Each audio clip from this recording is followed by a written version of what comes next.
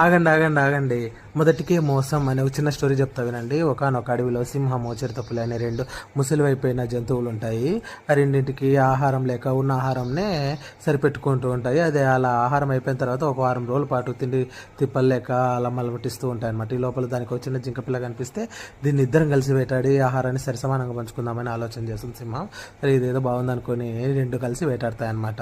So ఆ ఆలోచన నాది కాబట్టి నేనే ఫస్ట్ తింటానని సింహం అనగానే చిరుతపులికి కోపం వచ్చి లేదు లేదు నువ్వు మొత్తం తినేస్తావు, ఇద్దరం కలిసి తిందాము అంటే లేదని ఒప్పుకోకుండా ఇద్దరు గొడవ పడుతూ ఉంటాయి. దీన్ని గమనించిన ఒక నక్క, జిత్తులు మారి నక్క, ఇవి రెండు వృద్ధాప్యంలో ఉన్నాయి కాబట్టి ఈ రెండు కొట్లాడుకొని పడిపోగానే నేను జింకను లటుక్కుని ఎత్తుకొని పోతానని అవి కొట్లాడుకుంటూ పడిపోగానే నక్క జింకని తబ్బాలున ఎత్తుకొని పోతుంది అనమాట. అప్పుడు చిరుతపులి సింహము బాధపడుకుంటూ అయ్యో ఉన్న ఆహారాన్ని సమానంగా పంచుకుంటే అయిపోయేది, ఉన్న ఆహారమే పోగొట్టుకున్నాము అని బాధపడతాయి. So please subscribe our channel. Thank you.